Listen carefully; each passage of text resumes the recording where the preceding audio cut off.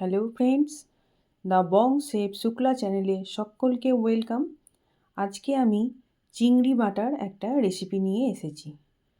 এটা বানাতে খুবই কম সময় লাগে আর খুবই কম উপকরণ এর মধ্যে লাগে, আর এটা গরম গরম ভাতের সঙ্গে খেতে ভীষণই ভালো লাগে।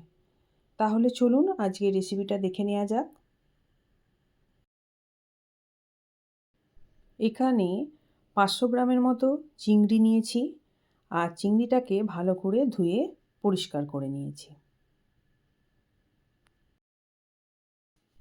একটা কাঁচি নিয়ে চিংড়িটাকে এইভাবে কেটে নেব।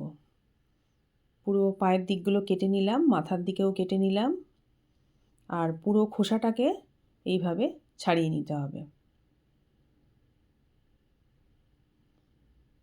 চিংড়ির পিছনের দিকে একটা কালো সুতোর মতো অংশ থাকে, সেটাকেও টেনে বার করে নেব। এই যে কালো সুতোর মতন অংশ, এটাকে টেনে বার করে নিচ্ছি। নিচের দিকেও আছে, এটাকেও টেনে নিলাম।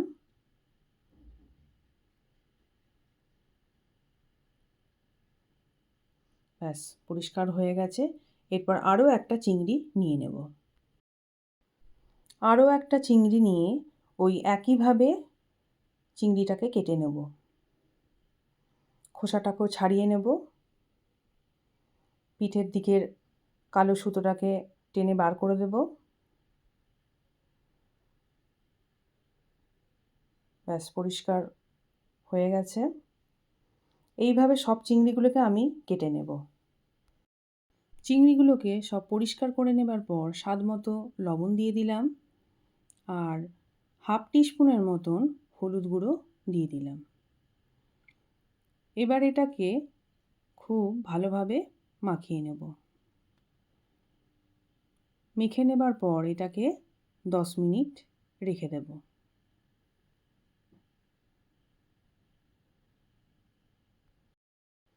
এখানে দুটো বড় সাইজের পেঁয়াজকে এইভাবে কেটে নিয়েছি, 20 কোয়ার মতো রসুন নিয়েছি, আর 5টা শুকনো লঙ্কা নিয়ে নিয়েছি। গ্যাসের ফ্লেমটা অন করে নিয়ে একটা কড়াই বসিয়ে নিলাম। কড়াইটা গরম হয়ে যাওয়ার পর এর মধ্যে 2 টেবিল স্পুন সর্ষের তেল দিয়ে দিলাম। তেলটাকে এবার ভালো করে গরম করে নিতে হবে।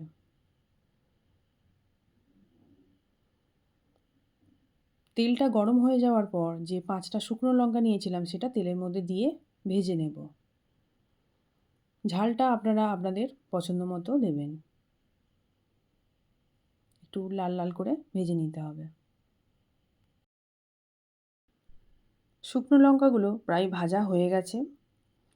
এরপর আমি এগুলো তেল থেকে একটা বাটিতে তুলে নেব। এরপর ওই একই তেলের মধ্যে চিংড়িগুলোকে ভেজে নেব। গ্যাসের ফ্লেমটা লোতে রেখে চিংড়িগুলো ভাজতে হবে, আর ভাজার সময় একটা ঢাকনা দিয়ে এটাকে আমি ঢেকে দেবো, যাতে ভাজার সঙ্গে সঙ্গে চিংড়িটা ভালোভাবে সিদ্ধও হয়ে যায়। 3 মিনিট পর ঢাকনাটা খুলে চিংড়িগুলোকে আমি একটু ভালোভাবে নেড়ে দেবো, আর চিংড়িগুলোকে উল্টে দেবো, যাতে উল্টো সাইডটাও ভালোভাবে সিদ্ধ হয়ে যায়।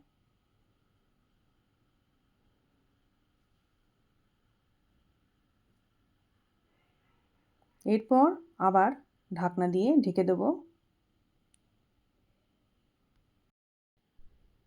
আরও 3 মিনিট পর ঢাকনাটা খুলে চিংড়িটাকে আবার আমি নেড়ে দেব। চিংড়িটা বেশ সিদ্ধও হয়ে গেছে। খুন্তির ডগা দিয়ে কেটে দেখে নিলাম। এরপর গ্যাসের ফ্লেমটা হাইতে রেখে চিংড়িগুলোকে আমি আরও 1 থেকে 1.5 মিনিটের মতন ভেজে নেব। এরপর একটা বাটিতে চিংড়িগুলো সব তুলে নেব।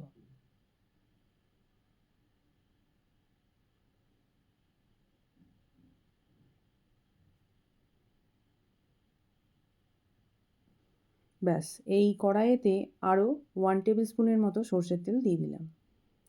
সর্ষের তেল দিয়ে রসুনের কোয়াগুলো দিয়ে দিলাম। রসুনের কোয়াগুলোকে 1.5 থেকে 2 মিনিটের মতন ভেজে নেব। 1.5 থেকে 2 মিনিট ভেজে নেওয়ার পর কেটে রাখা পেঁয়াজ কুচোগুলো দিয়ে দিলাম। দিয়ে এবার এটাকেও আমি ভালোভাবে ভাজতে থাকবো। এরপর এর মধ্যে স্বাদমতো লবণ দিয়ে দিলাম। দিয়ে এটাকে আমি আবার নেড়েচেড়ে ভেজে নেব।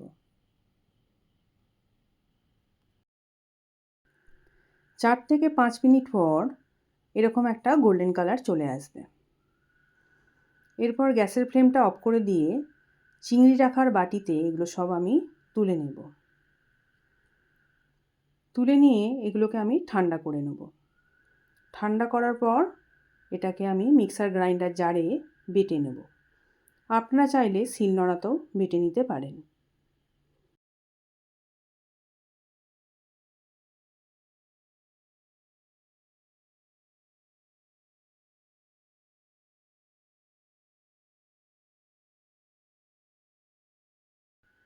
এটা ঠান্ডা হয়ে গেছে।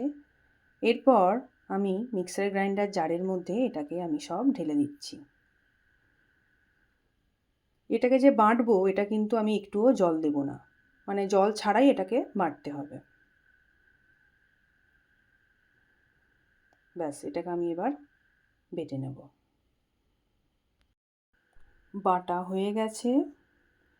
এরপর একটা প্লেট নিয়ে প্লেটের মধ্যে এটাকে আমি ঢেলে ফেলবো। খুব বেশি মিহি করে বাটার দরকার নেই।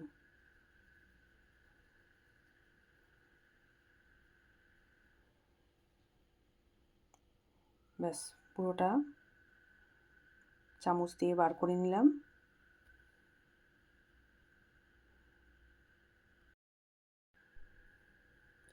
এরপর এর মধ্যে স্বাদমতো লবণ দিয়ে দিলাম আর 1 টেবিল স্পুনের মতন কাঁচা সর্ষে তেল দিলাম আর 1.25 কাপের মতন ধনেপাতা কুচি দিয়ে দিলাম। দিয়ে এটাকে এবার খুব ভালোভাবে মেখে নেব।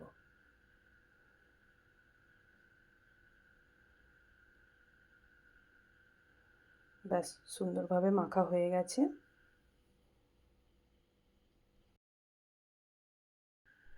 রেডি হয়ে গেছে চিংড়ি বাটা। এরপর আমি এর ওপর 1 টিস্পুনের মতো সর্ষের তেল ছড়িয়ে দিলাম। এটা এবার গরম গরম ভাতের সঙ্গে খেতে ভীষণ ভালো লাগবে। আশা করছি আমার এই ভিডিওটা আপনাদের ভালো লেগেছে। যদি ভালো লেগে থাকে তাহলে অবশ্যই কমেন্ট করে জানাবেন আর লাইক দেবেন আর চ্যানেলটা সাবস্ক্রাইব করে নেবেন। পাশে থাকা বেল আইকনটাও প্রেস করে নেবেন। আজকের মতো এখানেই শেষ করছি। আবার আসবো অন্য কোনো রেসিপি নিয়ে। সবাই ভালো থাকবেন, সুস্থ থাকবেন।